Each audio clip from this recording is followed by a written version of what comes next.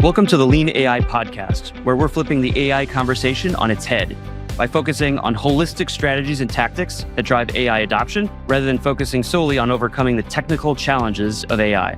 In every Season 2 episode of the Lean AI podcast, we talk with corporate AI leaders just like you, who've uncovered the secrets of driving successful adoption with far less wasted time and investment. Our guests challenge established views and offer disruptive perspectives, providing you with new actionable insights. All right, Adam, welcome to the Lean AI podcast. Hi, thanks a lot for having me. So let's dive right in. Can you give our listeners a brief overview of your experiences, particularly in the space of AI-powered products and workflows? Sure. So I'm originally from the south coast of the UK, but I've been living in various places around Europe for the last 13 years. And I would say I've spent more than the last decade at the intersection of technology and business. It started by leading CapEx-heavy innovation transformation project, and then more recently moving into digital transformation and more recently specifically AI initiatives across various areas of business. So finance, top line, manufacturing. The focus is always helping define digitalization strategy and moving from AI experimentation, where we like to play, and it's natural where we are right now at the beginning of this Gen AI boom, but moving then to tangible impact. So how do we build scalable, ethical, efficient AI-powered workflows? And I've worked mainly in large enterprises, but in different industries and at different stages of change. So I've seen the full spectrum of challenges and opportunities in organizational transformation, general digital transformation, and now AI. Mm-hmm. And you've done that at some different companies as well. So just could you give the audience a little bit of a flavor for some of the companies that you've worked at? Yeah, so I started with E.ON, which is a large German-owned power generation and power retail company. I started there in the more conventional coal and gas, moved into offshore wind. At the time was a kind of pioneering area of the change and the energy change, which was driven very heavily in Germany. So that was a super interesting place to be. I missed some contact with products and customers, so I moved to Danone, to an FMCG, to a large French but globally operating FMCG, and that's when I started to play a bit more with top line colleagues directly, with the products, with new kind of challenges. So that was really nice. At a time when I decided for, let's say, to change the geography, I spent just over a year with Amazon. I think it's not necessary to explain who Amazon is, but it was a time when they were also undergoing huge transformation in terms of centralization of capabilities, tech-backed for sure, right? So it was a very interesting time to be there. And then changing the geography again for personal reasons, I came back to Danone in Poland, changed slightly the scope of what I was doing, driving heavily strategy of transformation. And then today I'm still at Danone, focusing on the digital and AI change, which is happening. So that's a great segue, because the last time we spoke, you mentioned some kind of really kind of solid pieces of advice for our listeners that would be beneficial to our listeners about driving a successful AI transformation. So let's get right into the meat of that. So the first thing that you mentioned was kind of the difference between being AI focused and problem focused. Maybe unpack that a little bit. Yeah, for sure. So for me, being AI focused means just chasing technology for its own sake, right? It's really cool to have the shiniest technology, the shiniest tools, but do I need it, right? I've gone and bought myself a Lamborghini, but actually, if I'm going to sit in traffic for 40 minutes a day through the city center, I don't need it, right? And I think that's the same you can say about technology. So being problem focused starts with a real business pain point and asking, actually, you can ask the question, can AI help solve this better than traditional methods? But even you can just ask, how do we solve the problem? And if you have in your toolkit AI solutions, maybe that's where you land. But actually, by just having a wider conversation, and I don't think this is anything totally new, but by starting with what's the problem, and then going through either some kind of design thinking with prototypes, mock-ups, MVP, this kind of approaches, maybe you land on an AI solution. So I always advise teams to be problem focused, right? AI is a tool, it's not a strategy. So if you start with the tech, then you risk building solutions in search of problems. It's expensive. And it's also frustrating for the organization because often you have a tech team coming and saying to the local business, hey, we designed you something which no one ever asked for, right? So again, and with AI and this stage of development, it's very expensive. If you start with a clear business challenge like reducing churn, optimizing supply chain route, you can evaluate whether AI is the right fit. So this mindset shift or this mindset, reinforcing this mindset is crucial to avoid wasting investment. I like that. So being problem focused, not just focused on technology for technology's sake. Let's maybe try going a level deeper. Do you have any advice or recommendations on how to pick the right use cases or the right problems? Yeah, so I think I think taking a holistic approach to AI is one of the ways in which you can do it because something certainly we've done or I've been part of leading is that instead of looking at all the problems in what can be a more traditional siloed approach, it's good to start to look first at the strategy of the company and the problems facing the company as a whole or you're part of the company in a larger sense and start to combine either by kind of setting up AI committees, cross-functional collaboration, this kind of discussion forums. I think it's always a good way to really gather the problems. We in business like to think that the problem in our function is unique and that no one else would understand, and we need a very specific problem. I think when dealing with tech in general, but especially with AI at the moment, it's really good to open up the silo a bit, sit together and have this conversation about what kind of problems we could solve together. And I think there's a continuum between a very siloed approach and then a completely unsiloed approach, completely centralized kind of command and control. What are your recommendations on kind of the balance between those two? Because I'm assuming you also don't want to just say, hey, well, there's this central group, and only they can come up with AI ideas and pursue them. So how do you get that mix right? Yeah, totally. So I think it's worth to say that AI is not just a tech initiative, right? It's not something which is born in the IT basement and suddenly is delivered. So it's a cultural and operational shift, in my opinion. And taking a holistic approach in the first step means aligning AI with your company strategy, with data infrastructure, with talent and governance. So you don't just build the AI models and then see what happens, right? You integrate AI into workflows, you ensure ethical use, create feedback loops. However, you do end up with projects, right? So you have to at some point start to say, how do we take all of these problems, all of these areas, and package them into smaller projects? And at that point, you start to diversify. So maybe then you recreate some kind of silo. I'm not going to say it's going to be, if you had operations represented in this big discussion, it's not necessarily going to be an operations only project, but it might be operations with sales or some smaller kind of new silo, which indeed is needed to run a project because running a project at company scale is incredibly difficult. Indeed. Yeah, 125 person team working on an AI project, probably not going to work. So I think another interesting kind of theme that came up in our conversation before this was the idea of skills, and you kind of changed my viewpoint on the skills that are needed, and I think it would be really beneficial if you shared that with our audience of corporate AI leaders.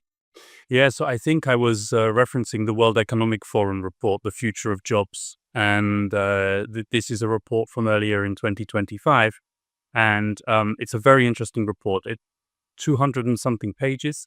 Luckily, you can download the PDF, put it into some AI chat assistant and ask it questions. So I recommend doing this for sure. But what they did is they took the point that, of course, in the next 5 years to 2030, AI will play a huge role. However, when you look at the top skills and the issues or issues and topics and challenges it's talking about, AI literacy, yes, it's there. But what else is there? Analytical thinking, adaptability, stakeholder engagement, business development. So these skills, which are as old as we are and as old as organizations are, they are still the important ones. Yes, you then insert that you're going to need people that are good in computer engineering, computer science, But it's the fact that what resonated with me is, yes, technical skills are important, but this cross-functional fluency, these people who can bridge data science and business, and again, I say people because people are going to be important in this transformation. We need translators, not just coders. So upskilling the workforce in AI literacy and critical thinking is just as important as hiring the top PhDs, right? And having them build your models. So another interesting part around these barriers to transformation in the next kind of 5 years is when they interviewed these organizations globally, around 60%, when asked what is your major barrier or blocker to transformation, 60% said it's a skill gap. 20% on average said it was about finance and investment.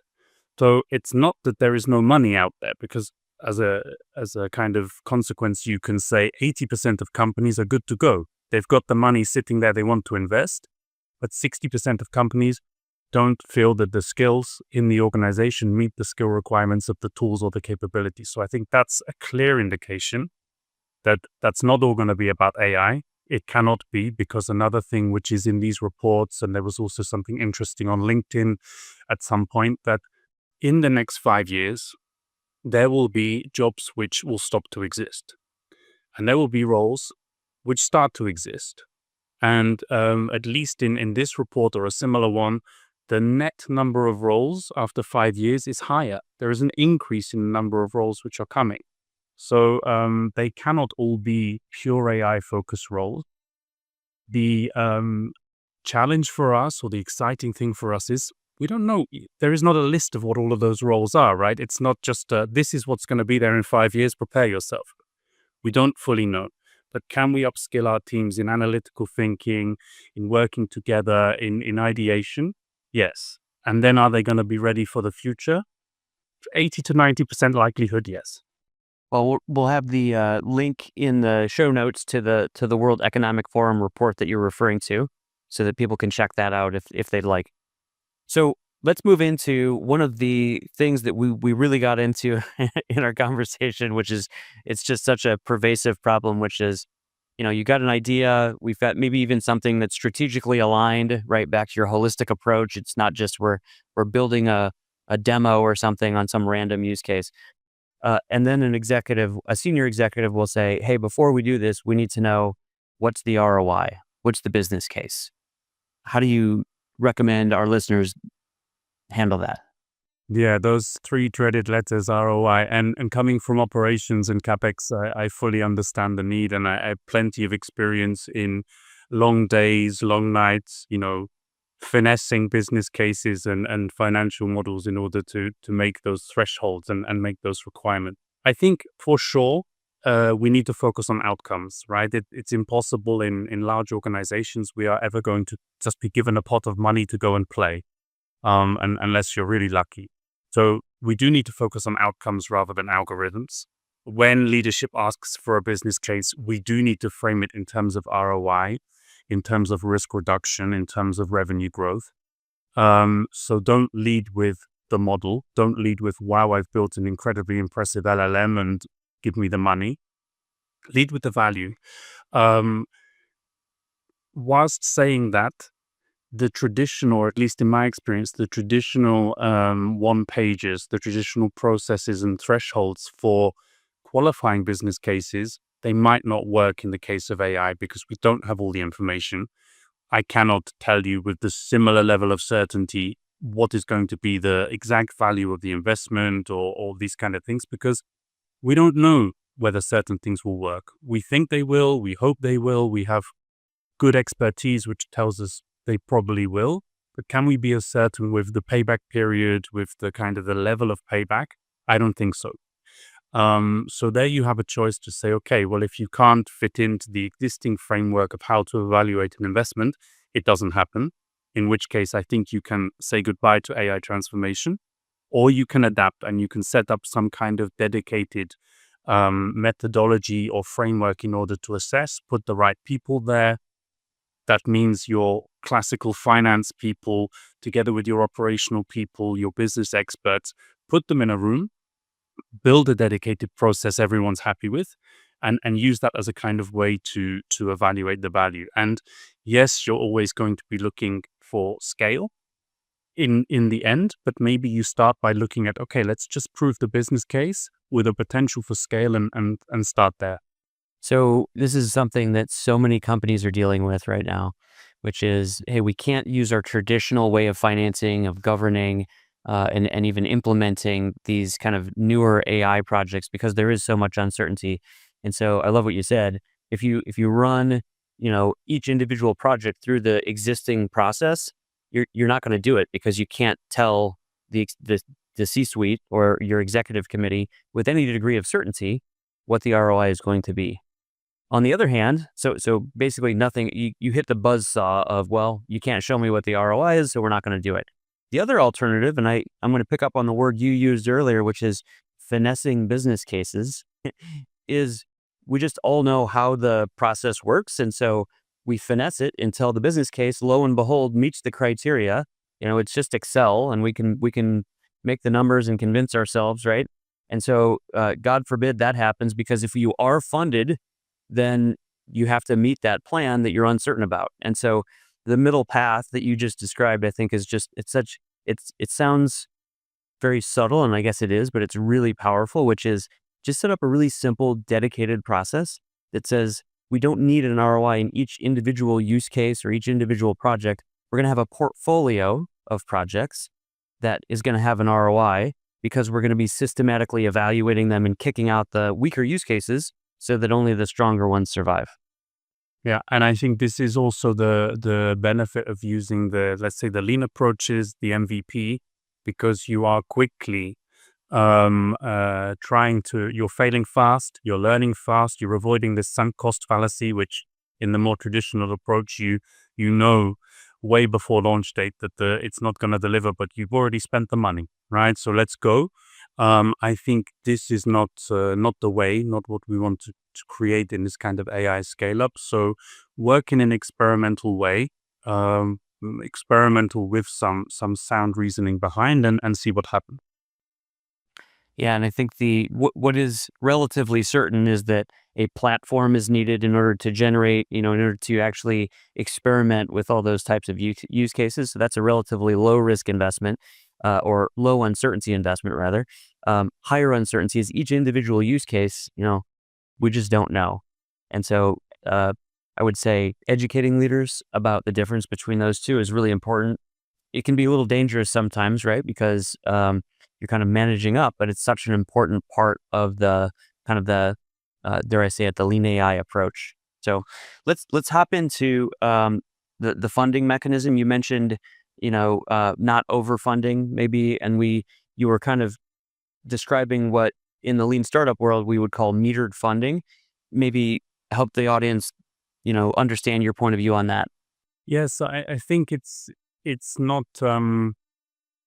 At the end of the day, you're trying to avoid putting a large amount of money up front and then just kind of seeing what happens, right? So I think you need to be maybe in the beginning you need to invest a bit of money, buy some kind of platform which is going to allow you to develop a suite of tools which you can at least start with, where you have a license and you can play. But I think it's avoiding this kind of huge upfront investment, which you're then trying to justify, because otherwise it creates a lot of stress. And again, from the human point of view, it's a bad place to start, because you are immediately saying to your teams, hey, I've given you this money. How are you going to prove its value? And I think this is innovation is not often working in that way, right? That you can suddenly, just because there is a lot of pressure, you will find some magic recipe. So I think it's important to give people the experimental freedom to define some success criteria up front, right? But a range of success criteria, in my opinion. So what's the adoption goal?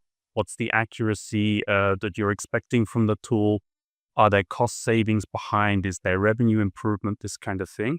And again, build a suite of it, because having one in traditional business where net sales is the goal, or profitability is the goal.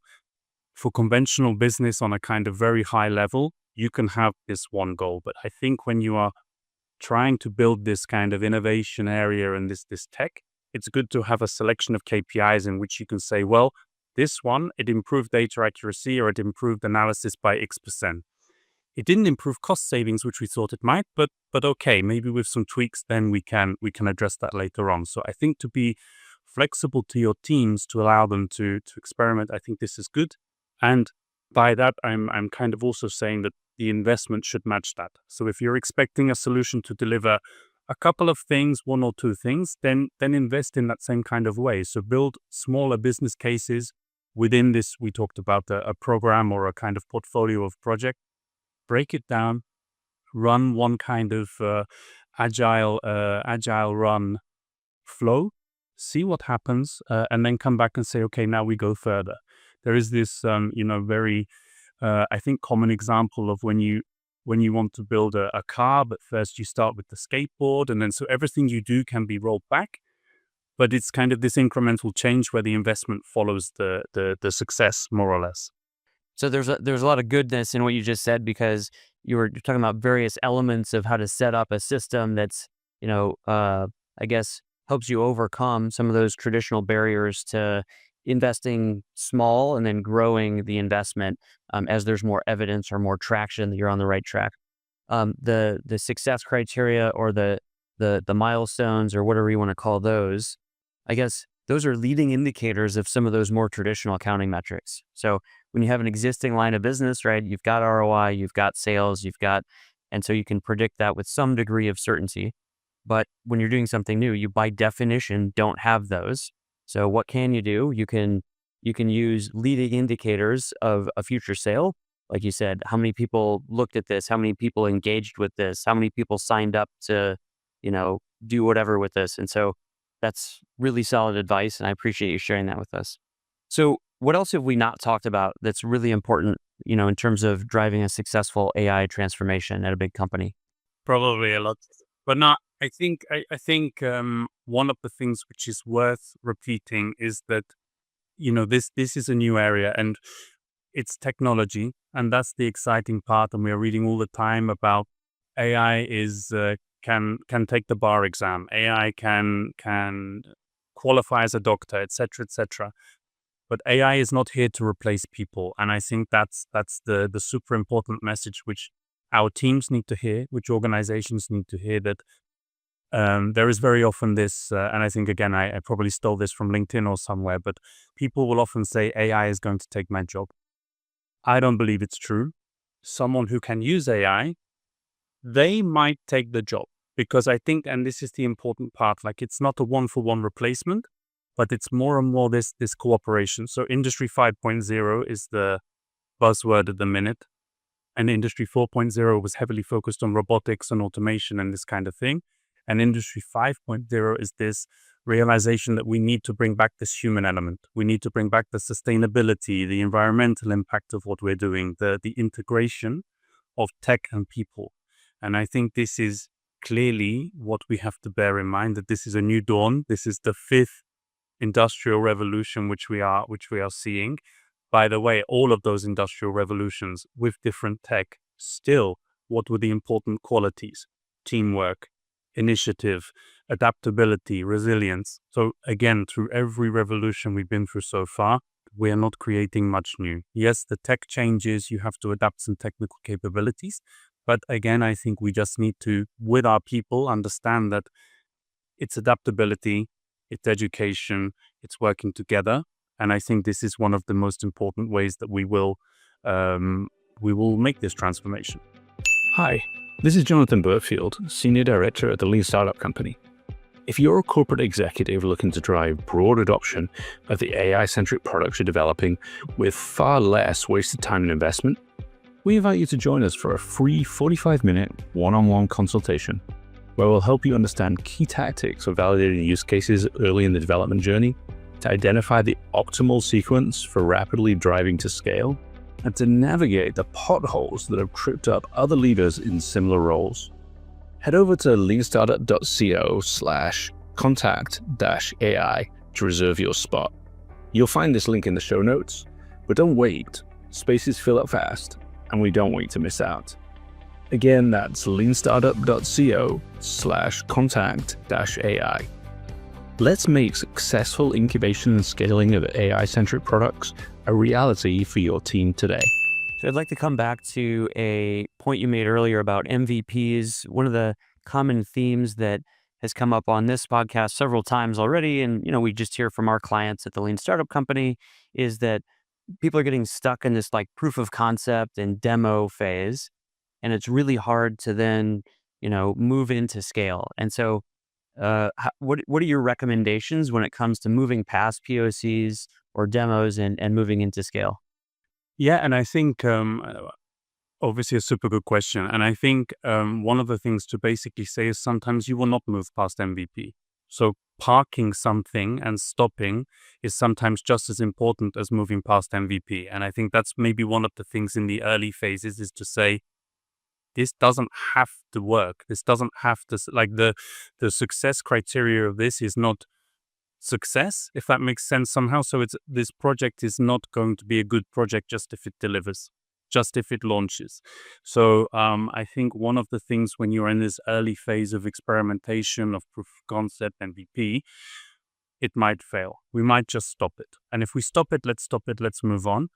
I think when you talk about trying to ensure that something will scale later on, that's coming back to the work that's done before. So that's coming, I think, a bit to this end-to-end approach, to putting this kind of, what's the company strategy? Okay, so underneath that, what's the people strategy? What's the AI strategy? What's the sales strategy? So building this kind of holistic whole company end-to-end view.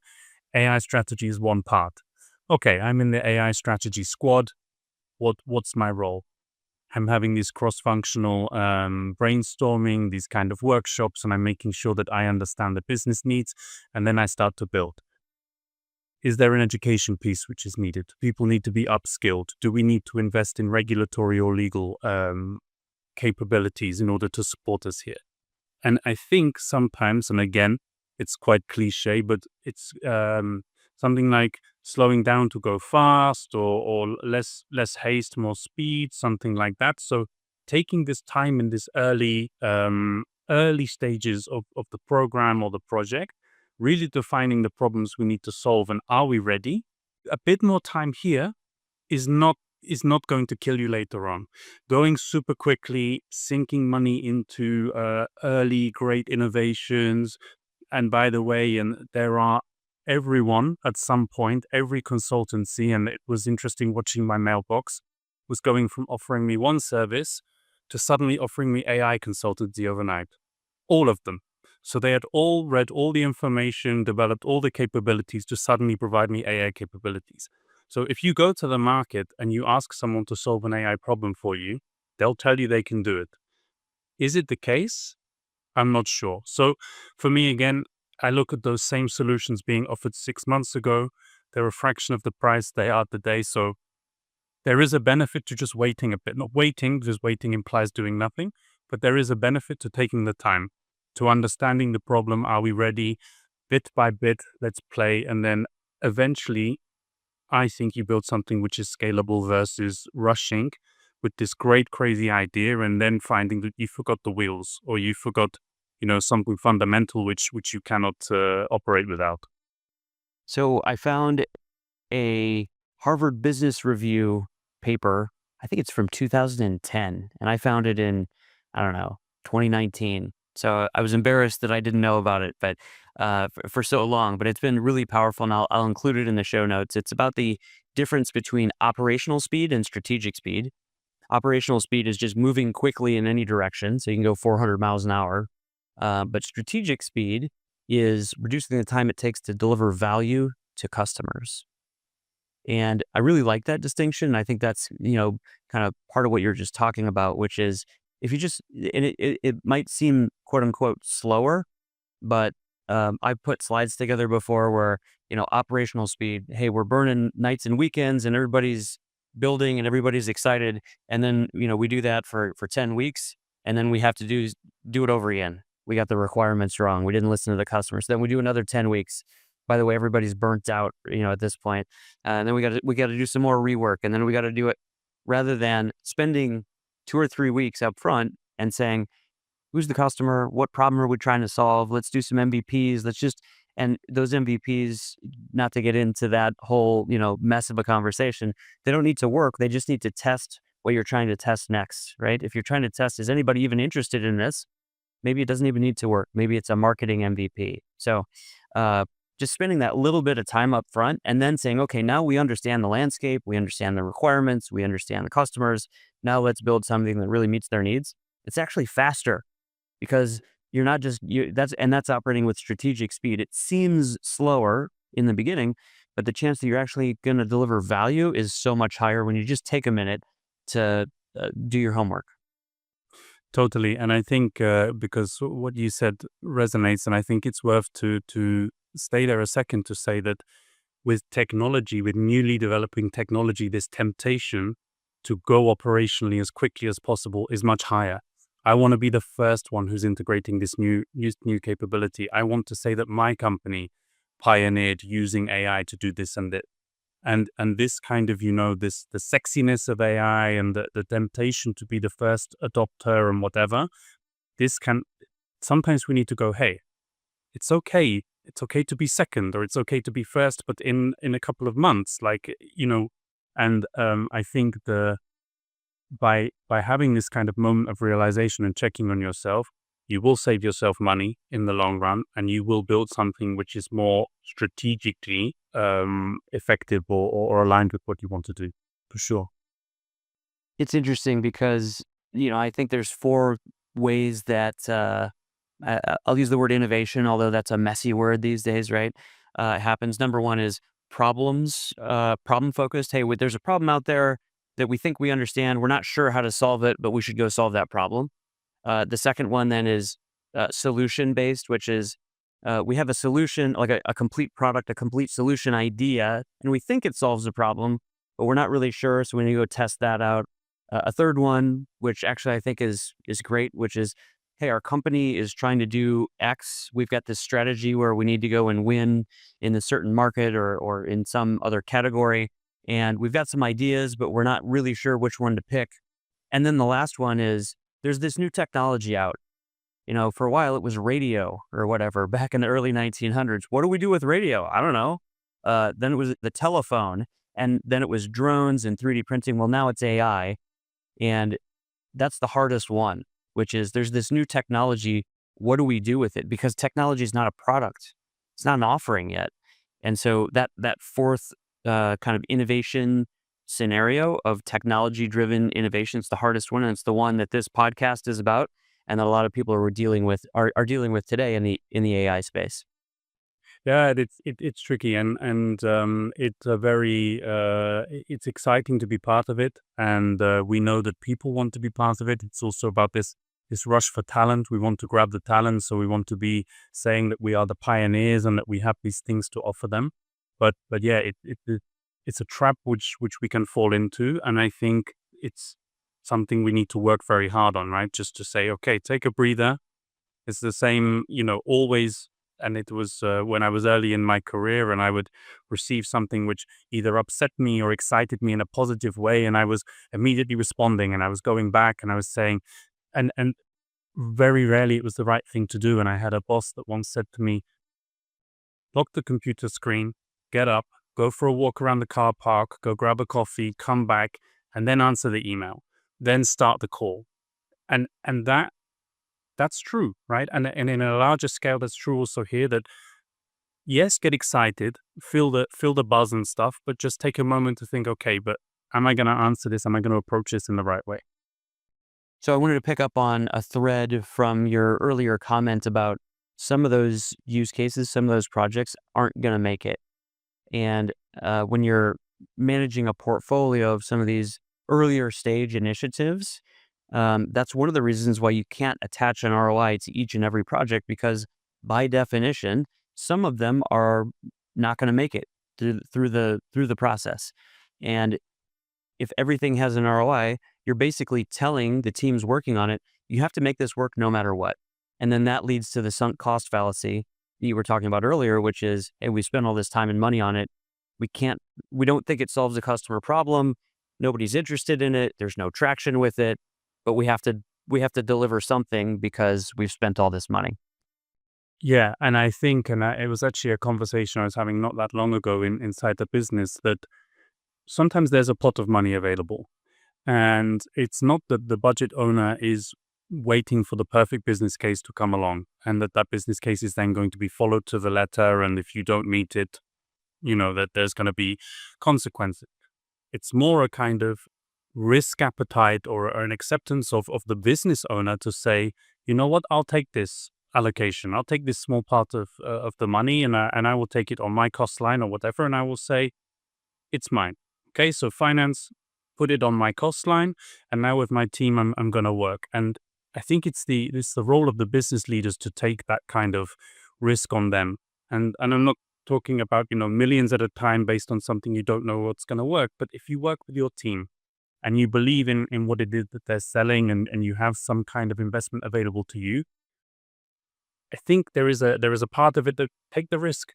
And if you manage it in the right way, in this kind of incremental, step-by-step approach, and you know that you have the right people, you've done your research, the risk gets lower and lower. And still, you might fail, right? And it's going to happen. And we can't say it's not going to happen.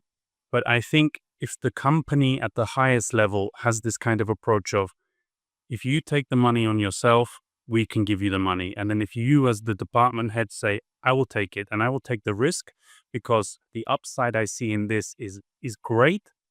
Yes, there is a chance, but if that part fails, I have this portfolio, this program we talked about, where I can recover, or where I can have a next avenue of experimentation. So I think this is also a kind of a role of a leader to say, I take it, not passing that responsibility or that risk to the team, right? You say, team, this is your budget based on the business cases you presented to me.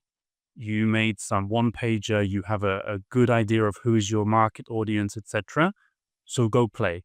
And as a leader, if that fails, you have a difficult conversation to have maybe with your boss, but knowing that you did it with the right intentions and with the right level of risk, I think that's something that has to happen. And using this wide term of innovation, that again is nothing new. I've worked for years in innovation, and those things happen. I think with AI, it's just that as a leader, you might have a little bit less of a gut feel because there is less experience to rely on based on investing in some machinery or something. So it's a bit of a bigger risk, but it also, the upside is potentially higher.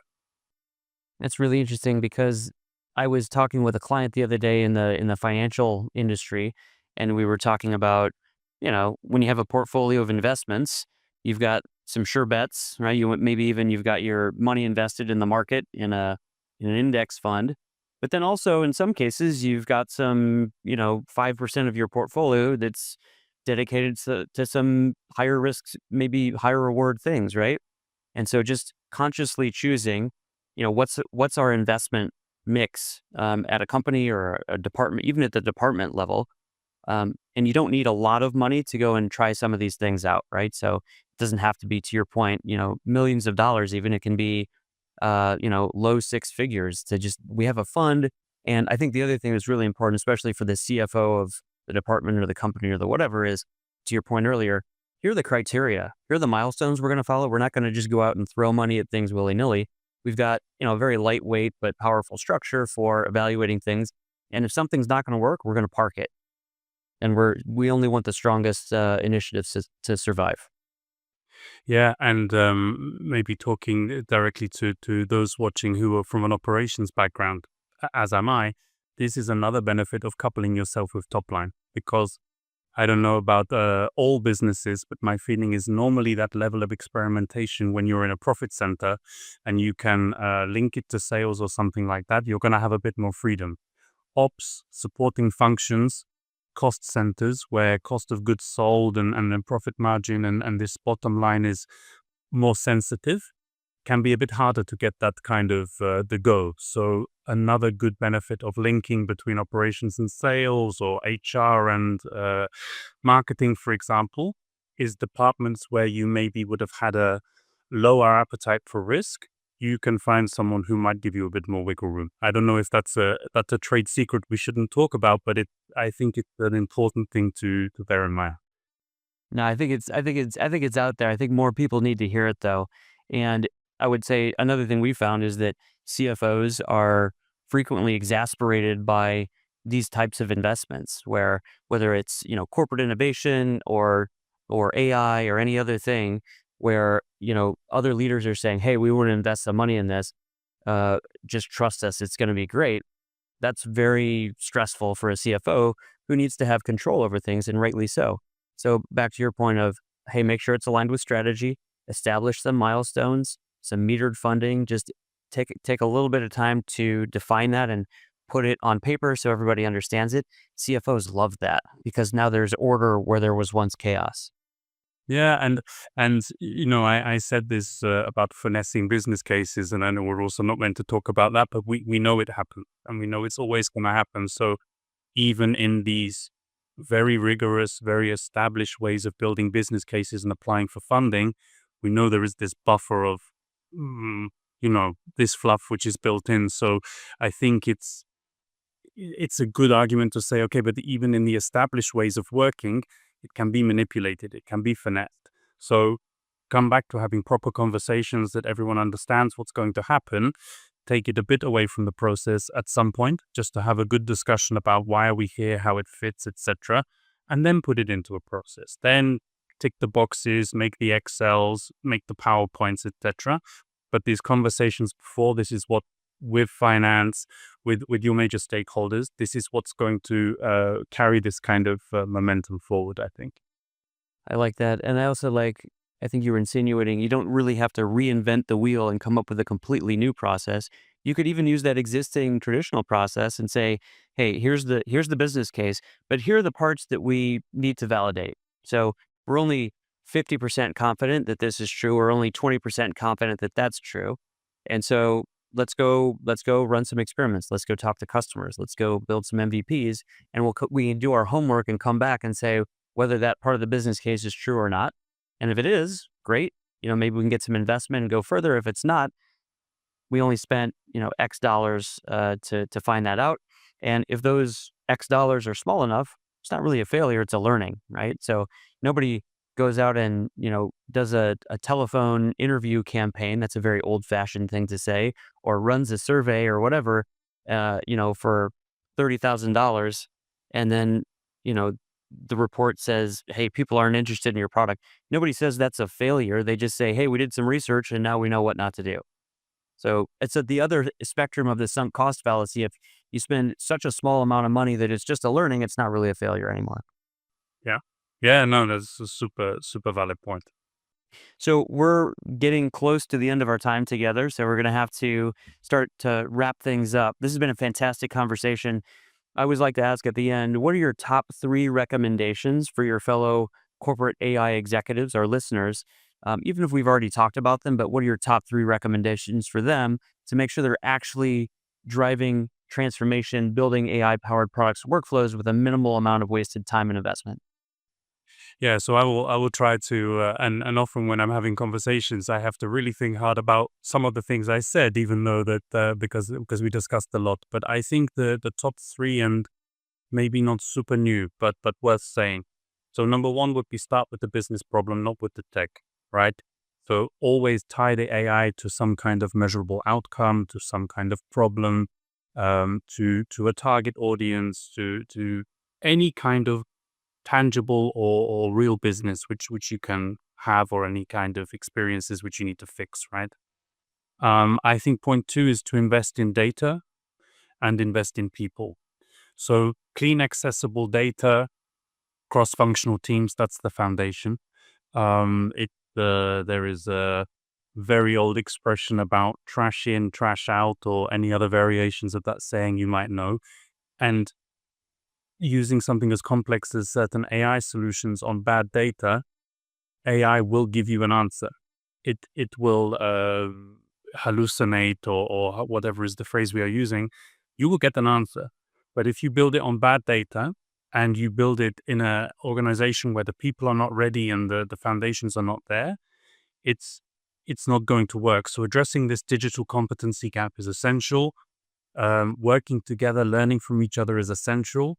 You're always going to have people in your organization who are more naturally interested in what's going on, who are more capable naturally in what's going on, leverage them. You're going to have people who have 35, 40 years business experience. Leverage them together with the person who has 3 years business experience but was writing their own code at 15. So put those people together, invest in the people, and I think that's one of the key sort of ingredients for success. And then I think this third one is think in systems, not in silos. So AI is part of the operating model. It's not a side project. It's not a strategy on its own, right? You are a company. You've been existing a long time. Before AI came along, you will exist after AI if there is such a period. But make it part of your DNA. Make it part of what you do. And we said that you have to maybe sometimes come back to those project groups, to those smaller working areas, but that should not be the starting point. Start big, and then don't start in the silos, and then see what kind of problems come out and how you need to address them. So Adam, that's all the time we have for today. Thank you so much for being on the show and sharing all these amazing insights. And thanks a lot for you. The Lean AI podcast is brought to you by the Lean Startup Company. To find out more about our Lean AI approach to generating more AI wins with far less wasted time and investment, including our training workshops, pilot programs, and full implementation offerings, visit us at leanstartup.co. Search the Lean AI podcast in Apple Podcasts, Spotify, or wherever you get your podcasts so you don't miss a future episode. On behalf of our entire team here at the Lean Startup Company, thank you for listening and sharing with your colleagues and friends if you found this episode insightful.